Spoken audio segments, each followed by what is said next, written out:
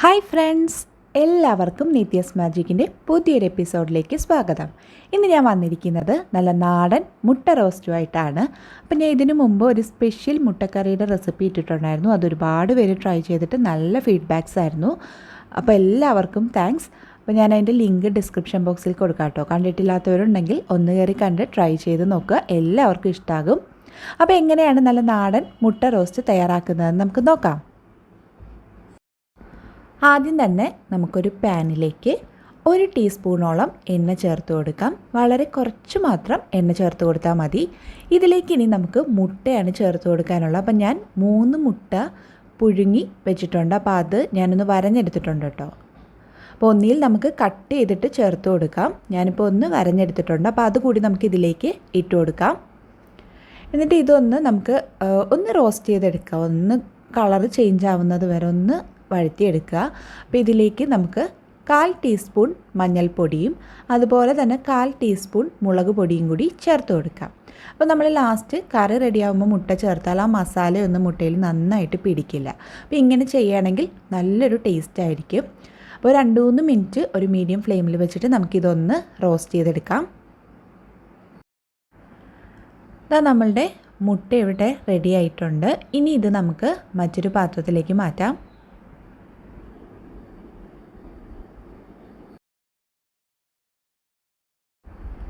ഇനി നമുക്ക് അതേ പാനിലേക്ക് കുറച്ചുകൂടി എണ്ണ ചേർത്ത് കൊടുക്കാം. 2-3 ടേബിൾ സ്പൂൺ എണ്ണ കൂടി ചേർത്ത് കൊടുക്കാം. ഞാനിപ്പോൾ ഇവിടെ സൺഫ്ലവർ ഓയിലാണ് എടുത്തിരിക്കുന്നത്. അപ്പോൾ നമുക്ക് വെളിച്ചെണ്ണയിൽ വേണമെങ്കിലും ഈ കറി ചെയ്തെടുക്കാം. ഇനി എണ്ണ നന്നായി ചൂടായി വരുമ്പോഴേക്കും ഇതിലേക്ക് 1/2 ടീസ്പൂൺ കടുക് ചേർത്ത് കൊടുക്കാം. 1/2 ടീസ്പൂൺ പെരുംജീരകം കൂടി ചേർത്ത് കൊടുക്കാം. ഇനി കടുകും പെരുംജീരകവും നന്നായി ഒന്ന് പൊട്ടി വരുമ്പോഴേക്കും ഇതിലേക്ക് സവാള ചേർക്കാം. ഞാനിപ്പോൾ ഇവിടെ 4 മീഡിയം സൈസിലുള്ള സവാളയാണ് എടുത്തിരിക്കുന്നത്. നീളത്തിൽ കട്ട് ചെയ്തിട്ടാണ് എടുത്തിരിക്കുന്നത്.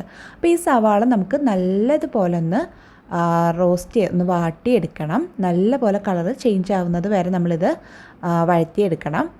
അപ്പോൾ ഇതിലേക്ക് കുറച്ച് ഉപ്പ് കൂടി ചേർത്ത് കൊടുക്കുക. അതാകുമ്പോൾ പെട്ടെന്ന് തന്നെ സവാള വാടിക്കിട്ടും. അപ്പോൾ ഈ സവാള നല്ലൊരു ഗോൾഡൻ ബ്രൗൺ കളറാകുന്നത് വരെ നമുക്ക് വഴറ്റിയെടുക്കാം. ഇതാ ഇപ്പോൾ സവാളയുടെ കളറൊക്കെ ചേഞ്ചായി വരാൻ തുടങ്ങിയിട്ടുണ്ട്. അപ്പോൾ നമുക്ക് ഒന്നുകൂടി ഇത് കളർ ചേഞ്ച് ആവണം. ഇപ്പോൾ ഒരു 75% കളർ ചേഞ്ച് ആയിട്ടുണ്ട്. അപ്പോൾ ഈ ഒരു ടൈമിൽ ഇതിലേക്ക് ഇഞ്ചി വെളുത്തുള്ളി പേസ്റ്റാണ് ചേർത്ത് കൊടുക്കുന്നത്. 1 ടീസ്പൂൺ ഇഞ്ചി വെളുത്തുള്ളി പേസ്റ്റ് ചേർത്ത് കൊടുക്കാം. അപ്പോൾ നമ്മൾ ആദ്യം തന്നെ ഇഞ്ചിയും വെളുത്തുള്ളിയും ചേർത്താൽ ഉള്ളി വാടി വരുന്ന ടൈമിൽ അതങ്ങ് കരിഞ്ഞു പോകും. അതുകൊണ്ടാണ് നമ്മൾ ഉള്ളി ഒന്ന് കളർ ചേഞ്ചായി വരുമ്പോഴേക്കും ഇത് ചേർത്ത് കൊടുക്കുന്നത്. ഇനി സവാളയും ഇഞ്ചിയും വെളുത്തുള്ളിയൊക്കെ നല്ല പോലെ ഒന്ന് സോട്ട് ചെയ്തെടുക്കാം. ഇതാ നമ്മളുടെ ഉള്ളിയൊക്കെ നല്ലതുപോലെ വാടി കളറൊക്കെ നന്നായി ചേഞ്ചായി വന്നിട്ടുണ്ട്. അപ്പോൾ ഇത് ഇത്രയും മതി. ഇനി ഇതിലേക്ക് നമുക്ക് ചേർക്കാനുള്ളത് തക്കാളിയാണ്. അപ്പോൾ ഞാനിവിടെ ഒരു ചെറിയ തക്കാളിയാണ് എടുത്തിരിക്കുന്നത്. വലിയ തക്കാളിയാണെങ്കിൽ അതിൻ്റെ പകുതി ചേർത്ത് കൊടുത്താൽ മതി. അപ്പോൾ ഞാനിവിടെ ഒരു തക്കാളി ചെറുതായിട്ട് കട്ട് ചെയ്തെടുത്തിട്ടുണ്ട്. അപ്പോൾ അതുകൂടി നമുക്കിതിലേക്ക് ചേർത്ത് കൊടുക്കാം. എന്നിട്ട് നന്നായി ഒന്ന് മിക്സ് ചെയ്തെടുക്കാം. നമ്മളിത് നല്ലതുപോലെ മിക്സ് ചെയ്തെടുത്തിട്ടുണ്ട്. ഇനി തക്കാളി ഒന്ന് കുക്കായി വരുന്നത് വരെ നമുക്ക് വെയിറ്റ് ചെയ്യാം. അപ്പോൾ തക്കാളി പെട്ടെന്ന് കുക്കായി കിട്ടാൻ നമുക്കിത് 2 മിനിറ്റ് അടച്ച് വെച്ചിട്ട് കുക്ക് ചെയ്യാം. നമ്മൾ പെട്ടെന്ന് തന്നെ ഇതായി കിട്ടും. അപ്പോൾ 2 മിനിറ്റ് നമുക്കിതിനി അടച്ച് വയ്ക്കാം. ഇപ്പോൾ തക്കാളിയൊക്കെ നല്ലതുപോലെ കുക്കായി വന്നിട്ടുണ്ട്. നന്നായിട്ട് ഉടച്ച് നല്ലപോലെ ഒന്ന് ബ്ലെൻഡ് ചെയ്തെടുത്തിട്ടുണ്ട് അത് സവാളയായിട്ട്. അപ്പോൾ ഇത് ഇത്രയും മതി. ഇനി ഇതിലേക്ക് നമുക്ക് പൊടികൾ ഓരോന്നായിട്ട് ചേർത്ത് കൊടുക്കാം. 1/4 ടീസ്പൂൺ മഞ്ഞൾപ്പൊടി, 1 ടീസ്പൂൺ മുളക് പൊടി. അപ്പോൾ ഞാനിവിടെ നല്ല എരിവുള്ള മുളകാണ് എടുത്തിരിക്കുന്നത്. മുളക് പൊടിയുടെയൊക്കെ ക്വാണ്ടിറ്റി നമുക്ക് വേണ്ടുന്ന എരിവിനനുസരിച്ചിട്ട് എടുക്കുക. പിന്നെ ഞാൻ ഇതിലേക്ക് 1/2 ടീസ്പൂൺ മല്ലിപ്പൊടിയാണ് ചേർക്കുന്നത്. മല്ലിപ്പൊടി അധികം ആവരുത് കേട്ടോ മുട്ട റോസ്റ്റിന്. ഇനി പൊടികളുടെയൊക്കെ ഒരു പച്ചമണം മാറുന്നത് വരെ നമുക്ക് നല്ലതുപോലെ വഴറ്റിയെടുക്കാം. അപ്പോൾ നമ്മളിതിൽ പച്ചമുളകൊന്നും ആഡ് ചെയ്തിട്ടില്ല. അപ്പോൾ മുളക് പൊടിയുടെ ക്വാണ്ടിറ്റി നമുക്ക് വേണ്ടുന്ന എരിവിനനുസരിച്ചിട്ട് ചേർത്ത് കൊടുക്കുക. അപ്പോൾ നമ്മളുടെ മസാലയിൽ കുറച്ച് ഉപ്പ് കുറവായിട്ട് എനിക്ക് തോന്നി. അപ്പോൾ ഈ ഒരു ടൈമിൽ നമുക്ക് കുറച്ചുകൂടി ഉപ്പ് ഇതിലേക്ക് ആഡ് ചെയ്ത് കൊടുക്കാം. എന്നിട്ട് നന്നായി ഒന്ന് മിക്സ് ചെയ്തെടുക്കാം. അപ്പോൾ ഈ പൊടികൾ ചേർത്തിട്ട് ഏകദേശം 5 മിനിറ്റോളം നമ്മളിത് നന്നായിട്ട് സോട്ട് ചെയ്തെടുക്കുക. അപ്പോൾ ലോ ഫ്ലെയിമിൽ വെച്ചിട്ട് വേണം നമ്മളിത് സോട്ട് ചെയ്തെടുക്കാൻ. എണ്ണയൊക്കെ ഒന്ന് തെളിഞ്ഞ് വരും ആ ഒരു ടൈമിൽ. അപ്പോൾ ഇത് നന്നായിട്ട് തന്നെ നമ്മൾ മിക്സ് ചെയ്തെടുത്തിട്ടുണ്ട്. ഇനി ഇതിലേക്ക് നമുക്ക് വെള്ളമാണ് ചേർത്ത് കൊടുക്കാനുള്ളത്. അപ്പോൾ ചെറിയ ചൂടോട് കൂടിയിട്ടുള്ള വെള്ളമാണ് ചേർത്ത് കൊടുക്കേണ്ടത്. നമ്മൾ ഡയറക്റ്റ് പച്ചവെള്ളം ചേർത്ത് കൊടുക്കരുത്.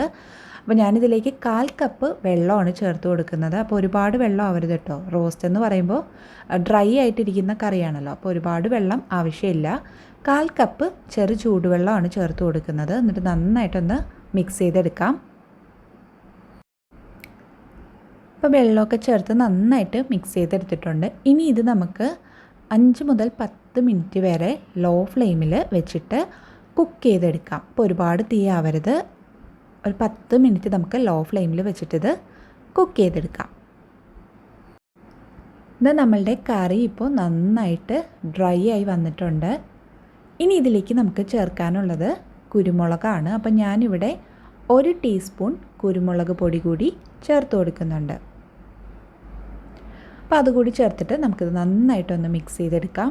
അപ്പോൾ ലാസ്റ്റ് നമ്മൾ കുരുമുളക് ചേർക്കുമ്പോൾ അതിൻ്റെ ടേസ്റ്റ് മുന്നിട്ട് നിൽക്കും. ഇപ്പോൾ ഒരു പ്രത്യേക സ്വാദാണ് കേട്ടോ. അപ്പോൾ നന്നായിട്ടൊന്ന് മിക്സ് ചെയ്തെടുക്കാം. ഇനി ഇതിലേക്ക് നമ്മൾ നേരത്തെ റെഡിയാക്കി വെച്ചിട്ടുള്ള മുട്ട കൂടി ചേർത്ത് കൊടുക്കാം. എന്നിട്ട് നന്നായിട്ട് ആ മുട്ടയൊന്നും ഉടയാതെ നന്നായിട്ടൊന്ന് മിക്സ് ചെയ്തെടുക്കാം.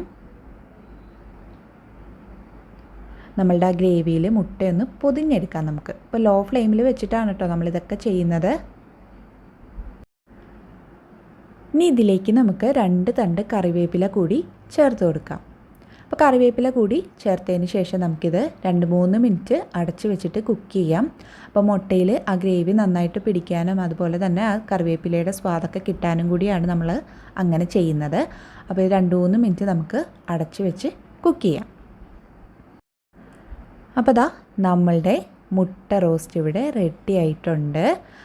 എരിവും ഉപ്പും ഒക്കെ കറക്റ്റാണ്. അപ്പോൾ എല്ലാവരും ട്രൈ ചെയ്ത് നോക്കുക. വളരെ കുറച്ച് മസാല വെച്ചിട്ട് നമുക്ക് പെട്ടെന്ന് തയ്യാറാക്കാൻ പറ്റിയ നല്ലൊരു എഗ് റോസ്റ്റാണ്. എല്ലാവർക്കും ഇഷ്ടമാകും. അപ്പത്തിൻ്റെ കൂടെയും ചപ്പാത്തിയുടെ കൂടെയൊക്കെ സൂപ്പർ കോമ്പിനേഷനാണ്. അപ്പോൾ എല്ലാവരും ട്രൈ ചെയ്ത് നോക്കുക. എന്നിട്ട് നിങ്ങളുടെ ഫീഡ്ബാക്സൊക്കെ അറിയിക്കുക.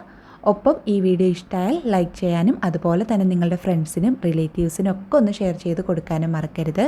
കൂട്ടത്തിൽ ചാനൽ സബ്സ്ക്രൈബ് ചെയ്യാത്ത കാണുന്ന കൂട്ടുകാരുണ്ടെങ്കിൽ ആ സബ്സ്ക്രൈബ് ബട്ടൺ കൂടി ഒന്ന് ക്ലിക്ക് ചെയ്ത് കൊടുക്കുക. സബ്സ്ക്രൈബ് ബട്ടൺ ക്ലിക്ക് ചെയ്യുമ്പോൾ തൊട്ടടുത്തൊരു കുഞ്ഞു ബെല്ലൈക്കൺ വരും. അതുകൂടി ഒന്ന് ക്ലിക്ക് ചെയ്ത് ഓൾ എന്ന ഓപ്ഷനും സെലക്ട് ചെയ്യാൻ മറക്കരുത്. എങ്കിൽ മാത്രമേ ഞാൻ പുതിയ വീഡിയോസ് ഇടുമ്പോൾ അതിൻ്റെയൊക്കെ നോട്ടിഫിക്കേഷൻ നിങ്ങൾക്ക് ലഭിക്കുള്ളൂ. അപ്പോൾ ഇതുപോലുള്ള നല്ല നല്ല റെസിപ്പീസുമായി നമുക്ക് വീണ്ടും കാണാം. അതുവരെ thank you. Bye. Thanks for watching.